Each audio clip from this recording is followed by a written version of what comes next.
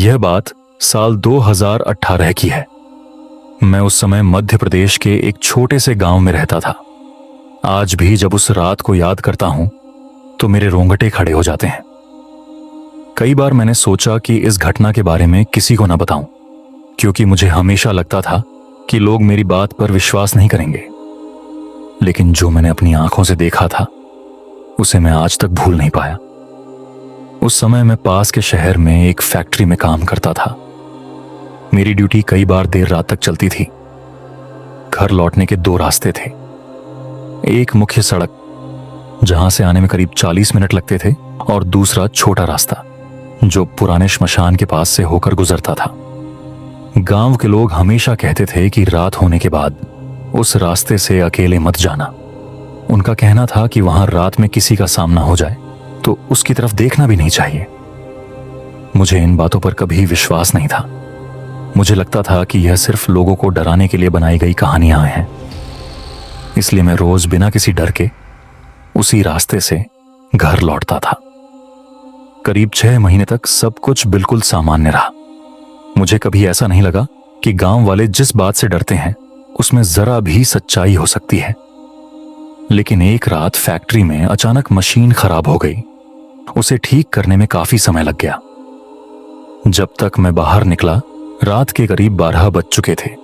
Factory के ज्यादातर कर्मचारी पहले ही जा चुके थे। गार्ड ने गेट बंद करते हुए मुझसे कहा, अगर गांव जा रहे हो तो आज मुख्य सड़क से जाना, मौसम ठीक नहीं लग रहा। मैंने मुस्कुराकर उसकी बात टाल दी। मुझे लगा कि वह भी गांव वालों जैसी बातें कर रहा है। मैंने बाइक स्टार्ट की और हमेशा की तरह श्मशान वाले रास्ते की तरफ निकल गया। रात काफी शांत थी। सड़क पर दूर दूर तक कोई गाड़ी नहीं थी। सिर्फ मेरी बाइक की आवाज सुनाई दे रही थी। करीब 15 मिनट बाद मैं उस रास्ते पर पहुंच गया जिसके एक तरफ घना जंगल था और दूसरी तरफ पुराना श्मशान। वहां पहुंचते ही मुझे पहली बार कुछ अजीब लगा। हमेशा इस रास्ते पर झींगुरों की आवाज सुनाई देती थी, लेकिन उस रात चारों तरफ ऐसा सन्नाटा था कि मुझे अपनी सांसों की आवाज तक सुनाई दे रही थी। मैंने सोचा शायद मौसम की वजह से ऐसा होगा। मैंने बाइक की रफ्तार थोड़ी बढ़ा दी। तभी मेरी नजर सड़क के किनारे पड़ी। वहां एक बूढ़ी औरत खड़ी थी। उसने सफेद साड़ी पहन रखी थी और उसका सिर पूरी तरह झुका हुआ था। मुझे हैरानी हुई कि इतनी रात को वह यहां क्या कर रही है। मैंने कुछ सेकंड के लिए बाइक धीमी की, लेकिन फिर सोचा कि शायद किसी गांव की होगी। जैसे ही मैं उसके बिल्कुल पास पहुंचा, उसने धीरे धीरे अपना सिर मेरी तरफ घुमाया। मैं उसका चेहरा साफ नहीं देख पाया क्योंकि उसी समय मेरी बाइक की हेडलाइट एक पल के लिए बंद हुई और फिर जल गई।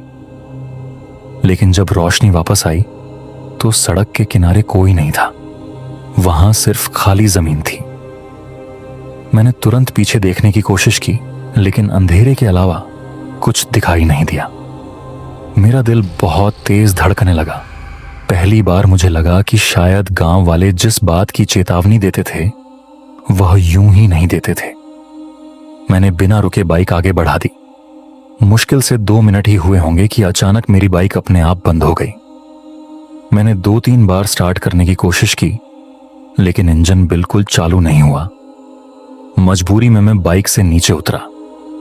जैसे ही मैंने जेब से मोबाइल निकालकर टॉर्च चालू की, उसी पल श्मशान की तरफ से किसी औरत के धीरे धीरे हंसने की आवाज मेरे कानों तक पहुंची।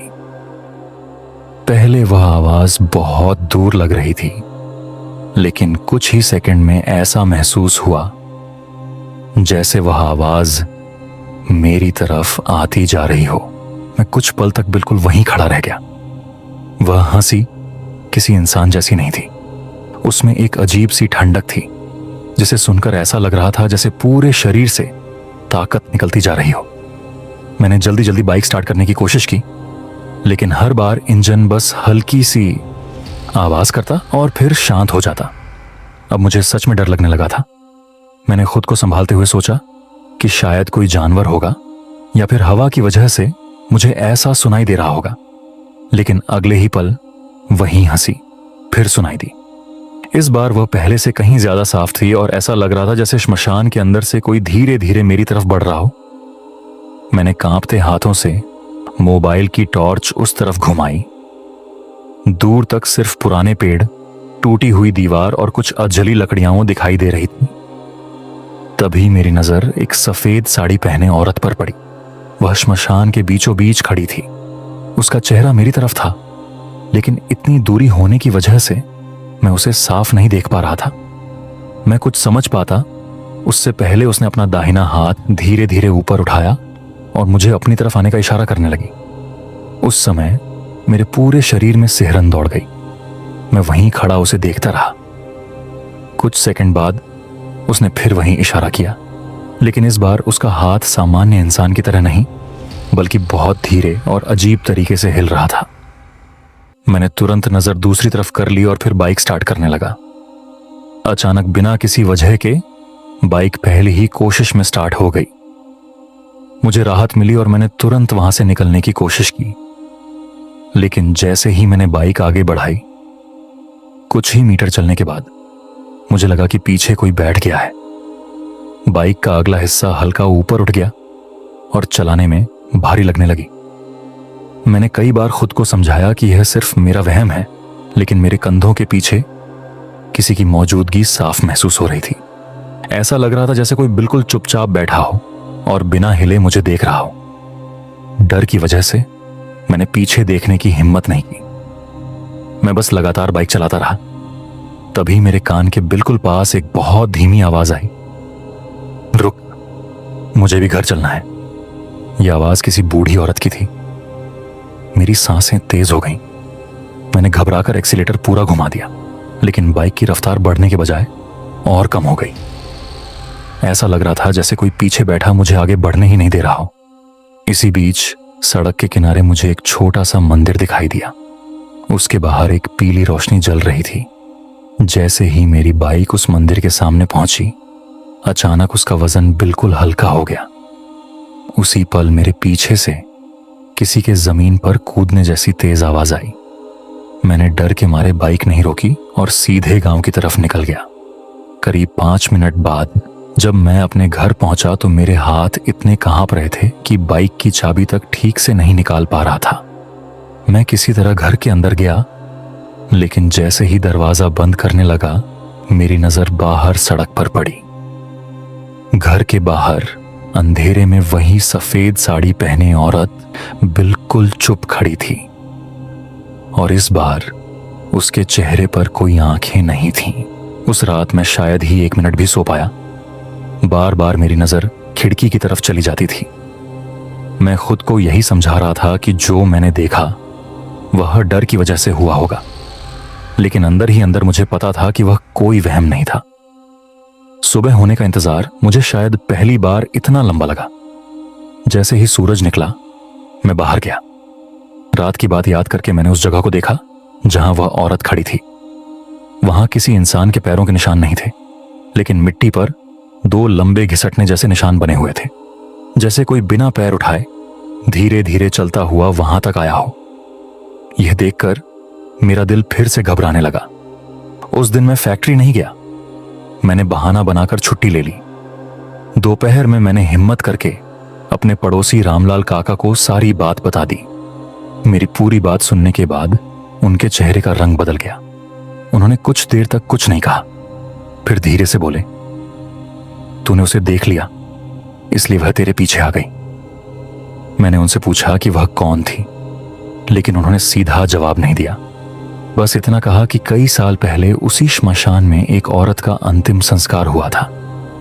लोगों का कहना था कि उसकी मौत अचानक हुई थी और उसके बाद कई लोगों ने रात में उसे उसी रास्ते पर देखने की बात कही थी।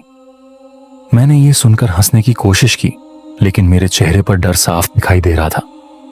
रामलाल काका ने जाते जाते सिर्फ एक बात कही, आज रात अगर कोई दरवाजा खटखटाए तो चाहे जो हो जाए, खोलना मत। रात होते होते मेरे मन का डर और बढ़ गया। मैंने घर के सभी दरवाजे और खिड़कियां बंद कर दी। माता पिता उस समय मेरे मामा के घर गए हुए थे, इसलिए मैं घर में बिल्कुल अकेला था। करीब 1:30 बजे तक सब कुछ शांत रहा। मुझे लगा शायद अब कुछ नहीं होगा, लेकिन ठीक 2 बजे मेरे घर के मुख्य दरवाजे पर 3 बार बहुत धीमी दस्तक हुई। आवाज इतनी हल्की थी कि अगर घर में पंखा चल रहा होता तो शायद सुनाई भी ना देती। मेरा पूरा शरीर कांपने लगा। मैं चुपचाप अपने बिस्तर पर बैठा रहा। कुछ सेकंड बाद फिर वहीं 3 दस्तक हुई। इस बार उनके साथ किसी औरत की धीमी आवाज भी सुनाई दी। वह बार बार सिर्फ इतना कह रही थी, दरवाजा खोल दो, मुझे अंदर आने दो। मैंने अपनी सांस तक रोक ली। मुझे रामलाल काका की बात याद थी, इसलिए मैं बिल्कुल शांत बैठा रहा। करीब 5 मिनट तक दस्तक और वह आवाज आती रही। फिर अचानक सब कुछ बंद हो गया। मुझे लगा शायद वह चली गई। मैंने राहत की सांस ली ही थी कि तभी मेरे कमरे की खिड़की के शीशे पर किसी ने धीरे धीरे अपनी उंगलियां फेरनी शुरू कर दी। वह आवाज दरवाजे से नहीं बल्कि मेरे बिल्कुल पास से आ रही थी। मैंने डरते डरते खिड़की की तरफ देखा। बाहर वहीं सफेद साड़ी पहने औरत खड़ी थी। इस बार उसका चेहरा पहले से भी ज्यादा साफ दिखाई दे रहा था। उसकी आंखों की जगह सिर्फ काला अंधेरा था और उसके होंठ धीरे धीरे हिल रहे थे। कुछ पल बाद उसने मुस्कुराते हुए अपना हाथ उठाया और बिना खिड़की खोले अपना चेहरा धीरे धीरे कांच के आर पार अंदर लाने लगी। मेरा पूरा शरीर डर से कांपने लगा। मैं बिस्तर से उठ भी नहीं पा रहा था। वह औरत धीरे धीरे अपना चेहरा कांच के आर पार अंदर लाने लगी। ऐसा लग रहा था जैसे खिड़की उसके लिए कोई रुकावट ही नहीं थी। उसी समय पूरे कमरे का तापमान अचानक बहुत ठंडा हो गया। मेरी सांसों से धुआं निकलने लगा। मैं जोर से भगवान का नाम लेने लगा। जैसे ही मेरे मुंह से पहली बार भगवान का नाम निकला, वह औरत अचानक वहीं रुक गई। कुछ सेकंड तक वह बिना पलक झपकाए मुझे देखती रही। फिर उसने अपने सिर को धीरे धीरे एक तरफ झुकाया और इतनी तेज चीख मारी कि मेरे कान सुन्न हो गए। अगले ही पल कमरे की लाइट अपने आप बंद हो गई। पूरा घर अंधेरे में डूब गया। मैं बिस्तर के कोने में बैठा कांपता रहा और लगातार भगवान का नाम लेता रहा। लगभग 10 मिनट बाद अचानक सब कुछ शांत हो गया। जब बिजली वापस आई तो खिड़की के बाहर कोई नहीं था। सुबह होते ही मैं सीधे रामलाल काका के घर पहुंचा। उन्होंने मुझे देखते ही समझ लिया कि रात मेरे साथ कुछ हुआ है।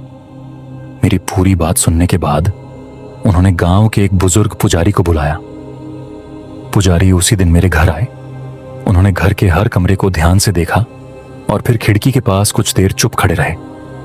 उसके बाद उन्होंने मुझसे सिर्फ एक सवाल पूछा, क्या तूने श्मशान में उसे देखकर डरने की बजाय कुछ पल तक उसे देखा था?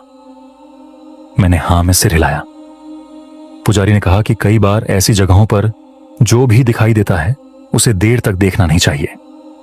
उन्होंने पूरे घर में पूजा की और जाते समय मुझसे कहा कि कुछ दिनों तक रात होने के बाद उस रास्ते की तरफ बिल्कुल मत जाना। मैंने उनकी बात मान ली। उसके बाद मैंने कभी उस रास्ते का इस्तेमाल नहीं किया।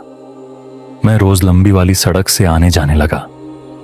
धीरे धीरे रात की दस्तकें बंद हो गईं और फिर वह औरत भी कभी दिखाई नहीं दी।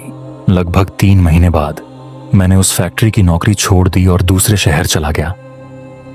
मुझे लगा कि अब शायद वह सब हमेशा के लिए खत्म हो चुका है। करीब 2 साल बाद मैं एक शादी में अपने गांव लौटा। वहीं मेरी मुलाकात फैक्ट्री में काम करने वाले एक पुराने साथी से हुई। बातों बातों में उसने बताया कि मेरे नौकरी छोड़ने के कुछ महीने बाद एक नया लड़का उसी फैक्ट्री में आया था। उसकी ड्यूटी भी रात की रहती थी और वह भी समय बचाने के लिए उसी श्मशान वाले रास्ते से घर जाया करता था। एक सुबह उसकी बाइक सड़क किनारे खड़ी मिली, लेकिन वह खुद कहीं नहीं मिला। गांव वालों और पुलिस ने कई दिनों तक उसे ढूंढा, लेकिन उसका कोई पता नहीं चला। उस दिन पहली बार मुझे एहसास हुआ कि शायद उस रात मेरे साथ जो हुआ था वह सिर्फ शुरुआत थी। आज भी जब मैं अपने गांव जाता हूं तो उस रास्ते से कई किलोमीटर पहले ही दूसरा रास्ता पकड़ लेता हूं। लोग चाहे मेरी बात पर विश्वास करें या नहीं, लेकिन मैं इतना जरूर कहूंगा कि अगर कभी रात के समय किसी पुराने श्मशान के पास से गुजरना पड़े और आपको लगे कि कोई सफेद कपड़ों में खड़ा होकर आपको अपनी तरफ बुला रहा है, तो भूल कर भी उसकी तरफ मत जाना। हर आवाज इंसान की नहीं होती।